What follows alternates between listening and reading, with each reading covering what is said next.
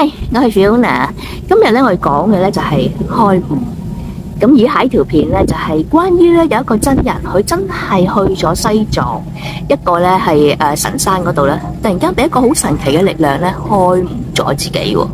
咁樣咧我哋咧就一齊聽，個內容非常之精彩嘅，因為咧嗰個受訪人佢本身係講普通話嘅，所以我就將佢咧係轉譯為一個嘅廣東話，令大家聽得舒服啲。我哋一齊嚟聽啊！我26歲嗰時參加咗一個叫岡仁波齊山，而係神山嘅12年一次嘅大轉山。當年係2014年7月10號，嗰日夜晚黑我到達咗呢個岡仁波齊。第二日好早，我就開始由一個轉山嘅起點出發，走咗大約1-2個鐘頭。個印象可能喺8點幾至9點鐘左右啊。當時我就喺呢座山嘅南面行近。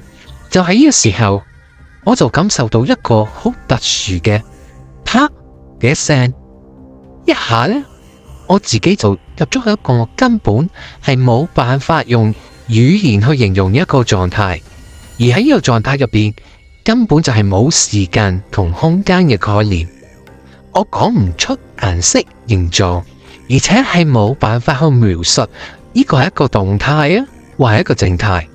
但係如果真係要表達，就可以話佢係最大，亦可以話佢係極細。而且我唔知道我喺呢個狀態入邊有幾耐，可能好快，但係又講唔出嚟。我唔知道我過咗幾耐時間。回過神之後，我就翻返嚟呢個現實嘅世界，我就即刻又喊又笑。我知我當時心入邊係出現咗一種狂喜嘅狀態。所有嘅煩惱憂愁就全部消失啦，而且呢，我感受到一種加持或係一種恩典嘅感覺。我即刻感覺到我自己特別尊貴，有種特別嘅自信。就喺呢個地方，就令到我感覺到我生命完全開始轉化。呢個經驗我後來睇翻個表呢，我喺呢個狀態入邊呢，係應該係維持咗半個鐘。我覺得我自己當時呢係遇到一個無色無相嘅造物主。從嗰日之後呢，我後邊嘅經歷呢，包括人生嘅規劃啦，就同我同齡嘅人呢好多都唔同咗。我覺得我自己智慧呢開始特別敏銳，例如呢，睇同一本佛經，舊時睇過，而家再睇解經嘅思路呢係完全同以前唔同。我感覺咧可以靠自己嘅能力咧，已經可以咧好完全解讀到，唔需要咧再睇其他嘅解釋，甚至咧我自己可以講出一啲好特別有哲理嘅說話，連我啲朋友咧都唔相信係我講嘅。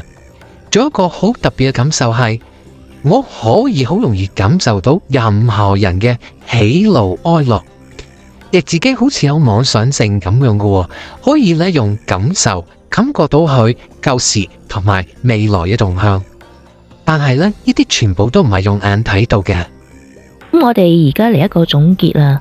第一，佢嘅開悟即係覺醒嘅經驗呢，好多人有一種說法，就話呢個係一個可遇不可求嘅中獎，而煩惱就係一種彩票。咁啱唔啱呢？其實我都覺得幾啱嘅。如果你想開悟或者覺醒呢，唔係一定要去轉神山。其實最直接簡單嘅方法呢，就係去堅持冥想啊，但係要注意一個要脫，無論呢你用咩方法，都係越追唔到嘅。你越追就只會去到一個呢另一條執着之路，所以又叫做可遇不可求。而煩惱就係一種彩票，呢個說法啱唔啱呢？又啱。就因為我哋要解脫煩惱，所以就要通過冥想，將呢個內心去淨化，就更容易呢係接近我哋嘅意識層。第二點，佢曾經呢提過，佢入咗去一個冇時間冇空間嘅狀態，呢種就係一種呢意識嘅狀態。意識係存在喺每一個空間。當你通過冥想達到一個自然覺醒嘅狀態嗰時，你就會發現自己喺宇宙入邊嘅意識嘅一部分，就係無形無態啦。第三點，當事人呢開悟又或者要覺醒啦，佢就會呢好似呢智慧開咗，感覺呢敏銳咗，其實係真嘅，因為我哋嘅意識呢係可以喺宇宙入邊呢係抽取好多嘅資料入返去我哋嘅大腦同細胞入邊嘅。第四點，但係呢，你哋要留意一點呢，就係話，如果你哋想呢達到一個覺醒嘅狀態嗰時呢，而又需要有指導嗰時呢，首先最重要嘅嘢要講3次，要接觸正式嘅宗教，同埋真係已經有證悟嘅知名大師指教。因為咧，覺醒同神通係有分別嘅，神通係會消失嘅。但係如果你真係進入咗一個覺醒嘅狀態之後呢，你就會睇通啦。原來我哋而家身處嘅世界呢，唔係一個現實。最後一點，一個小提示。冥想嗰時呢，如果你帶住水晶呢，都幾好嘅，因為水晶嘅能量呢係處於比人類更高嘅維度嘅，佢可以成為你嘅交通工具，去到呢更靈性嘅意識狀態。咁多謝你哋今日呢去睇條片，Love you guys，我哋下次再見。